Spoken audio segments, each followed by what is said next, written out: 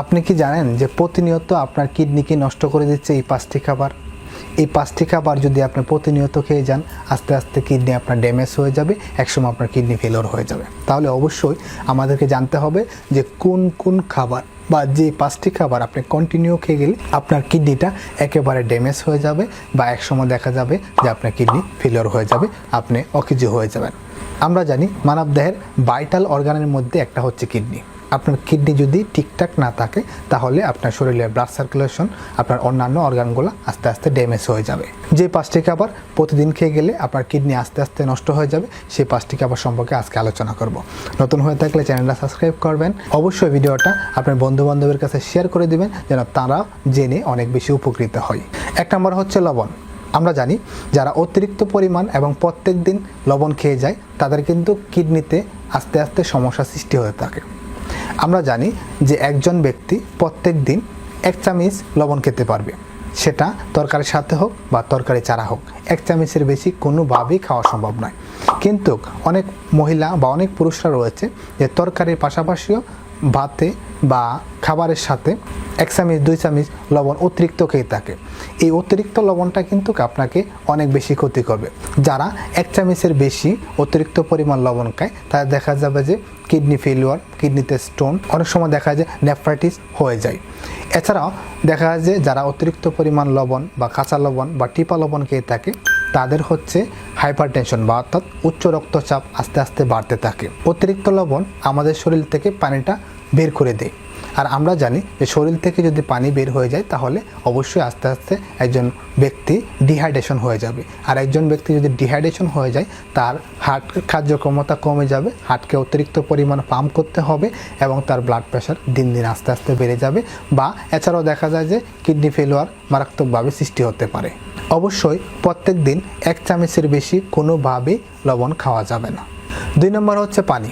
আমরা জানি আমাদের রক্তের মধ্যে 92% রয়েছে পানি, বাকিগুলো হচ্ছে রক্ত। অবশ্যই তাহলে আমাদেরকে পানিটা পরিমাণ মতো এবং নিয়মিত খেতে হবে। পানি খাওয়ার ক্ষেত্রে আমরা বলে থাকি একজন প্রাপ্তবয়স্ক ব্যক্তির 2 থেকে 2.5 লিটার বা 3 লিটার পর্যন্ত পানি খেতে হবে। সেক্ষেত্রে অবশ্যই পানিটা যেন কোমল পানি না হয়। আমরা সবসময় চেষ্টা করব যে নিরাপদ যে পানি রয়েছে সেই পানিটা পান করার। যদি আপনি শহরে থাকেন তাহলে অবশ্যই সেই পানিটা ফুটিয়ে খেতে হবে। গ্রামের টিউবওয়েল বা যদি পুকুরের পানি খান তাহলে অবশ্যই ফুটিয়ে খেতে হবে। গ্রামের টিউবওয়েল থেকে পানি খেলে কোনো সমস্যা নেই। অবশ্যই লক্ষ্য রাখতে হবে সেটা যেন আর্সেনিক মুক্ত হয়। পানি খাওয়ার ক্ষেত্রে আরও কিছু নিয়ম রয়েছে, যেমন খাবারের 1 ঘন্টা বা আধা ঘন্টা বা 40 মিনিট আগে 1 গ্লাস পানি খাবেন এবং খাবারের সময় কখনো কোনো পানি খাওয়া যাবে না। খাবার শেষ হওয়ার পর 1 ঘন্টা 1.5 ঘন্টা পরে আপনি প্রচুর পরিমাণে পানি খাবেন। যদি আপনি রোদে থাকেন বা এক্সারসাইজ করেন বা কোথাও ঘুরতে যান অবশ্যই আপনাকে পানি ক্যারি করতে হবে। সেই পানিটা যখন পিপাসা হবে তখনই খাবেন। রাতে প্রস্রাব করতে যখন উঠলেন, প্রস্রাব করা শেষ হয়ে ঘুমানোর আগে অবশ্যই 1 গ্লাস 2 গ্লাস পানিকে আবার ঘুমাতে হবে। আপনার বারবার প্রস্রাব করতে হবে বা ঘুম থেকে উঠতে হবে এই চিন্তা করে কখনো পানি খাওয়া স্টপ করা যাবে না।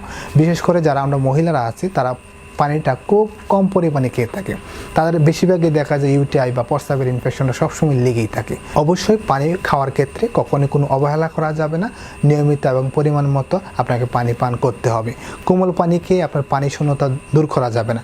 বাজারে যে কোমল পানিগুলো রয়েছে যেমন 7 আপ, কোকাকোলা, পেপসি, এগুলো কখনোই কোনোভাবেই খাওয়া যাবে না, কারণ এগুলোতে প্রচুর পরিমাণে সুগার রয়েছে, কোলেস্টেরল রয়েছে, অ্যালকোহল রয়েছে, এছাড়া বিভিন্ন খারাপ উপাদান রয়েছে যেটা হচ্ছে আপনার কিডনিকে বা হার্টকে বিভিন্ন ধরনের সমস্যা সৃষ্টি করতে অনেক বেশি সাহায্য করে। কিডনিকে নষ্ট করার জন্য আরেকটা ওষুধ হচ্ছে সেটা হচ্ছে অ্যানাসাইড, ব্যথানাশক ওষুধ। এই ব্যথানাশক ওষুধ এতই তীব্র, আপনি যদি কন্টিনিউ কয়েক বছর খেয়ে যান আপনার কিডনিটা একেবারে ড্যামেজ হয়ে যাবে, ফেলিওর হয়ে যাবে। এমনও অনেক পেশেন্ট রয়েছে যে কিডনি ডায়ালিসিস করতে হয়েছে এই ব্যথার ওষুধ খেতে খেতে। কারণ হচ্ছে অনেক পুরুষরা দেখবেন কোনো ডক্টরের কাছে যায় না, কোথাও যায় না, একটা ফার্মেসি থেকে সারা বছর সে ব্যথার ওষুধ খাচ্ছে, ভালো হচ্ছে, কিন্তু একসময় দেখা গেল তার কিডনিতে আর কোনো কাজ করে না, কিডনির কার্যক্ষমতা আস্তে আস্তে কমে গেছে।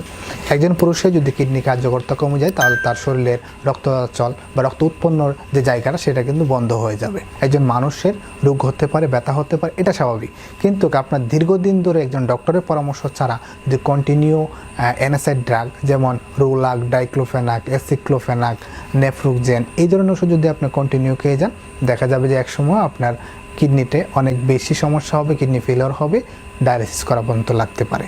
কিডনিকে নষ্ট করার জন্য আরেকটা জিনিস হচ্ছে, সেটা হচ্ছে ঘুম। আমরা জানি একজন মানুষের ঘুম খুবই গুরুত্বপূর্ণ। আপনি যদি নিয়মিত না ঘুমান তাহলে আপনার শরীরে বিভিন্ন ধরনের সমস্যা সৃষ্টি হবে। যেমন হচ্ছে আপনি সবসময় একটা ট্রেসে থাকবেন, দিনের বেলা যখন অফিসে যাবেন একটা ঘুম ঘুম ভাব হবে। এছাড়া দেখা যাবে যে আপনার চোখের নিচে কালো দাগ হতে পারে, মুখে ব্রণ হতে পারে, অস্থিরতা লাগবে, ভালো লাগবে না, ক্ষুধামন্দা আসবে। এগুলো সমস্যা কিন্তু আস্তে আস্তে হয়েই যায়। ঘুম হচ্ছে আমাদের জন্য খুবই গুরুত্বপূর্ণ। অবশ্যই আপনাদেরকে 7 থেকে 8 ঘন্টা প্রত্যেক দিন ঘুমাতে হবে এবং সেই ঘুমটা যেন রাতের বেলায় হয়। আপনি রাতের বেলা না ঘুমিয়ে দিনের বেলা বা অন্যান্য সময় যদি ঘুমান তাহলে কিন্তু আপনার কিডনির উপরে অনেক বেশি ফ্লো করবে। আপনি যদি নিয়মিত না ঘুমান তাহলে আপনার ব্লাড সার্কুলেশন বা পানির যে প্রসেসিংটা বা কিডনিতে হয়, পানিকে ডাইলেট করে যে রক্ত তৈরি করে, সেই প্রসেসিংটা কিন্তু ঠিকভাবে হবে না। এছাড়াও যে পুরুষগুলা বা যে মহিলাগুলা অনেক বেশি কম ঘুমায় তাদের মাসিকের সমস্যা বা পুরুষদের যৌন সমস্যা আস্তে আস্তে কিন্তু বৃদ্ধি হতেই থাকে। 5 নম্বর এবং শেষ হচ্ছে প্রস্রাব আটকে রাখা। দেখুন, অনেক সময় দেখা যায় শীতের দিন আমরা প্রস্রাব করতে বের হব, কম্বলের নিচে বা খাতার নিচ থেকে উঠবো, অনেক বেশি শীত করে প্রস্রাব করতে যাব, থাক 1 ঘন্টা থাক, সকালে উঠবো না বা পরের দিন বা পরে প্রস্রাব করবো না। এই যে প্রস্রাব আটকে রাখা, এটা কিন্তু আপনার কিডনির ফাংশনটাকে অনেক বেশি ফেলিওর করে দেয়। যেমন হচ্ছে আপনি একটা বালতিতে বা একটা মগে যদি পানিটা অনেক বেশি আটকে রাখেন, সেই পানিটা যদি উপর থেকে আরও পানি দেন তাহলে কি ভরে উপর দিয়ে ওঠার চেষ্টা করবে। সেক্ষেত্রে দেখা যাবে যারা হচ্ছে প্রস্রাব সবসময় আটকে রাখে বা ঘন ঘন আটকে রাখে, তাদের কোমরের 2 পাশে বা যে কিডনিটা রয়েছে সেই কিডনিটা কিন্তু দেখবেন ব্যথা করে, একটা ব্যথা ব্যথা ভাব হবে। আপনি যখন প্রস্রাব করবেন আবার আগের জায়গায় বা ঠিক হয়ে যাবে। অবশ্যই কখনো ভুলবশত আপনি প্রস্রাবকে আটকে রাখা যাবে না। বিশেষ করে যারা মহিলারা জার্নি করে বা কোথাও যায়, তাদের কিন্তু বাজারে বা কোথাও ওইভাবে আসলে পাবলিক টয়লেট ইউজ করতে পারে না। পুরুষরা তো কোনো একটা জায়গায় সেটা ইউজ করতে পারে বা প্রস্রাব করতে পারে। সেক্ষেত্রে দেখা যায় যে মহিলাদের এই সমস্যাগুলো অনেক বেশি হয়।